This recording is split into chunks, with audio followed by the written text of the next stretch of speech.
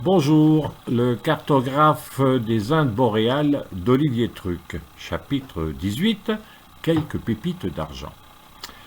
Frédéric Eckleblad rentra un soir plus tôt que d'habitude et appela Isco à le rejoindre près de la cheminée. Cette journée du mois d'avril 1635 était la première de l'année, laissant espérer des températures plus clémentes. Eckleblad leur versa un verre de vin espagnol. Après quelques gorgées, il rapporta la rencontre à laquelle il venait d'assister au château. Un conseiller du roi, Karl Bonde, leur avait fait part d'une information de premier ordre. Une découverte qui remonte à l'an dernier, mais il vient juste de l'apprendre. Un minerai très prometteur, ça vient des régions montagneuses inhabitées loin dans le nord.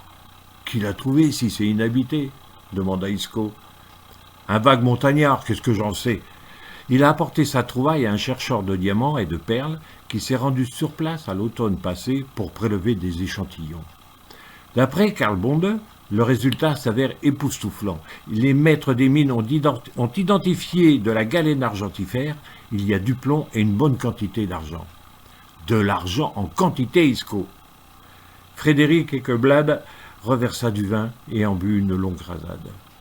Toi, qui a respiré le même air que les explorateurs découvreurs du Nouveau Monde, qui a fréquenté les marchands qui font commerce des Indes, qui t'es enivré des épices de Goa et a tâté de l'or des Amériques, écoute ça.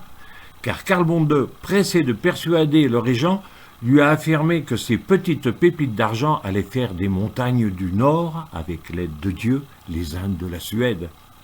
Il se jeta en arrière dans le fauteuil, renversant du vin sur son plastron, n'y prêtant pas attention. Tu te rends compte? Nos propres Indes occidentales, sur ma foi, j'ai vu combien le régent était ébranlé. Il sait que nous menons depuis des années la guerre à crédit, avec l'argent emprunté à ces marchands hollandais et bourgeois d'ici qui se frottent la panse. Cet argent des montagnes est un don du ciel, Isco. Lorsqu'il fut seul, Isco rédigea aussitôt une lettre pour en informer Jacques de Mons. L'alliance entre la France et la Suède, dans la guerre qui faisait rage en Europe, se prétendait au beau fixe. Les Suédois étaient des alliés, mais des alliés exigeants. Ils réclamaient pas moins de 400 000 $ pour rester fidèles à la France.